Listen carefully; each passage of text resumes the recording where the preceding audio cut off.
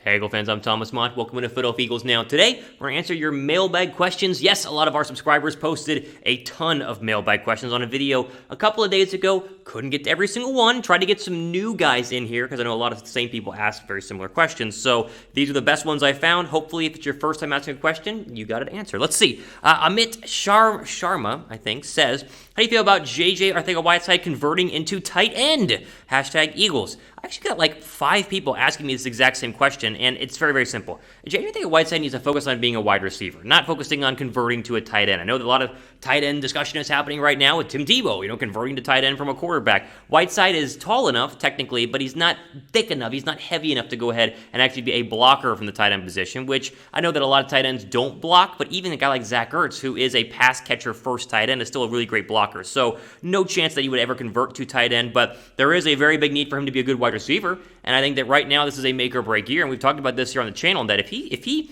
doesn't perform well in training camp, he could very well lose his job. I mean, he could be cut by the Philadelphia Eagles, even though he's still technically on our second year, or I should say, a rookie deal from being a second-round draft pick. So the Eagles could eat money and let him go because he just is that bad, and they want to keep Hightower. They want to bring in Trayvon Grimes, the undrafted free agent out of Florida. So Whiteside has a massive uphill battle right now in order to even make the roster, and so trying to convert to tight end is just, it's just too much, and I don't see that happening at all. But a lot of people ask that question, so I figured I'd start with that one and just say very simply, please just try to be a good receiver. You don't have to be a great receiver. Just be like decently reliable to the point that you get more than 8 catches in 1 year. That's all I ask from JJ Arcega-Whiteside. Answer this pinned comment down below. You think JJ Arcega-Whiteside will ever be good? And again, good's a relevant term. Like if he caught 4 touchdowns last year this year for 400 yards, that'd be a good year based on the no production he's had the past couple of years. So answer this question: will JJ Arcega-Whiteside ever be good? Down below right now. All right, next question here comes from Mr. Fish Guy. He says, here we go, trying to get a question in. Well, guess what? It's getting answered. Who do you think is going to be, or who do you think is going to be our trade target with Zach? What do you think we're going to get back in return for him? And why do I keep hearing about Julio Jones? So we talked about Zach Ertz a lot here. Apparently, no teams are very interested because he is too expensive. Like the Eagles want too much to go ahead and move him, and teams are like, here's a 6th-round draft pick, and Philly's like, how about a 3rd? And so that's why he's not been traded yet. Your top targets are a lot of the teams that need tight ends. You think Indianapolis is one of the big ones right now that make a lot of sense. I think we're going to get to a point where he either has to be cut, which the Eagles don't want to do, or he has to play out the final year of his deal. I don't know if a trade's actually going to happen. And in terms of Julio Jones, let me just say this. We talked a lot about Julio Jones this week. Don't worry about Julio Jones. Do not worry about Julio Jones. At the time of filming this video, Julio Jones is still a Falcon. I think a trade is coming any day. I do not think the Philadelphia Eagles are going to be in the running for Julio Jones. Now, if I'm wrong, we'll cover it here on the channel. But even though you get the name the Eagles thrown out there and connected with Julio Jones, the only reason you have that, not because Philadelphia is in desperate need of a wide receiver, even though Jones would be an upgrade at the wide receiver position based on what they currently have. It's because Philly has 3 first-round draft picks potentially next season. That's the only connection you have right now between Julio Jones and Philadelphia. ESPN did a whole thing yesterday by Diana Rossini basically saying, hey, a team has offered a first-round draft pick. Maybe that's Philadelphia, maybe that's not. But I would just say don't worry about Julio Jones. I really don't think he's going to be an Eagle. I think he might be watching this video and he's already been traded to New England or the Colts or the 49ers. And so take it all with a grain of salt. If he is sent to Philly, we'll cover it. We'll be pretty pumped here on the channel, but very unlikely, so I wouldn't really worry about it. Where do you guys think Julio Jones is going to land? Or maybe he already has landed. Where do you guys think he's going to go ahead and land? Again, I'm kind of thinking ahead of the future. If you're watching this a week from now and you're like, oh, he already was traded to the Colts or the Niners. But as of today, predict where Julio Jones lands. Let me know down below in the comment section. I'm going to go Niners or Colts, or I guess Patriots. Those are my top 3. Before we go and keep going, make sure you guys are subscribed to the channel. Really trying to get to 20,000 subs. We're at this little stall in subs. We're like 18.5, trying to get to 20,000. So if you're new, or if you just watch my videos without subscribing, it's free, and you just go down below and click the red subscribe button. So go click it. Help us out as we get closer to 20,000 subs here. We'll have it eventually. Just need your guys' help. All right, Mr. Scorpio Johnson says, Eagles' biggest underestimated thing I see with the Eagles is depth at almost every position.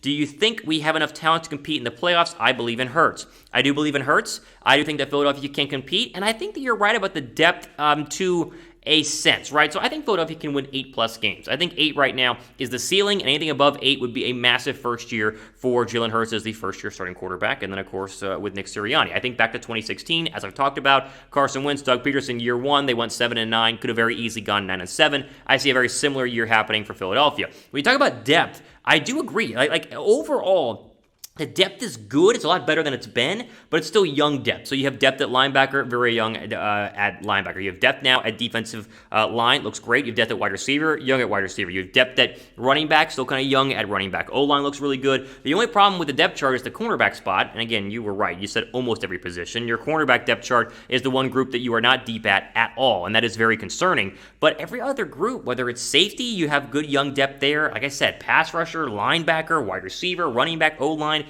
mean, the depth is really good for this football team, and so I would agree. I think they can compete. Let's start with trying to win the division, and then let's talk about trying to get into the postseason, and then we talk about competing in the postseason. All different steps. I think 8 wins right now is kind of the hope, right? 6 wins is probably the Vegas betting line. I want to go over to 8, and then anything above that is going to be a massive bonus for us in Philadelphia. Brett Naylor says, if Mailata has a great year, seeing it's the last year of his contract, would you expect a mega contract be offered by the Eagles, or another team grab him, and if so, who? Mailata isn't going anywhere, and I think the only way that he would leave is if he's terrible this year, loses the starting job to Andre Dillard, and is cut. And the Eagles at OTAs this past week, Mailata has been running with the one, so he's going to get the first shot at the left tackle spot, as we've talked about, and as he should. Now, if he's great, they're going to re-sign him. I mean, they have a ton of money in 2022, and he is such a physical freak, and if he has a great year, I mean, he could be the left tackle for the next 10 seasons. So I think that they were not going to let him go anywhere. I wouldn't let him go anywhere, and I feel really, really, really good about his chances to win the starting left tackle job. And again, they started him at left tackle a couple days ago at OTAs. It doesn't indicate anything, but I think it shows he gets the first crack because they love what he did last year. If he struggles, then Dillard, supplants him, but I would go with Mailata right now. And I think this O-line is going to be good, and we talked about this. This is a very good offensive line.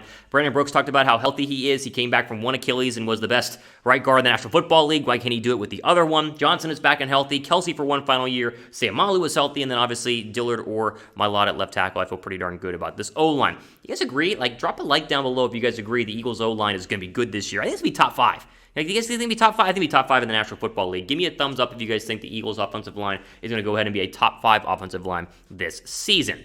All right, a couple more here. Isaac says, where are the spots the Eagles be picking next year with their picks? I'm guessing you're asking the first-round draft pick. So, again, you get Miami's first-round draft pick, you have your own first-round draft pick, and most likely the Colts if Wentz plays 70% of the snaps, which he probably will. I think all those football teams, including Philadelphia, Miami, and the Colts, are going to be, 8 to 14 win teams. Maybe the Colts have a big baller year. I don't think 14, but it'll be double-digit, right? So, with that being said, I think you're looking at 3 picks in the teens to 20s, and you want your own pick, the Eagles, to be late. That way it shows you did well. So, I would say, and again, this is all speculative, I think the Dolphins will be good with Tua this year. I think they had a very good draft. We like Brian Flores. I think he's going to win 8 to 10 games. I think the Colts are very similar fashion. If Wentz is good, 8 to 10 games, maybe more. And Philadelphia, 7 to 10 as we just talked about. So all mid-round picks, but you can package those and move up or stay put and take cornerbacks because there are a lot of good cornerbacks in next year's 2022 NFL draft.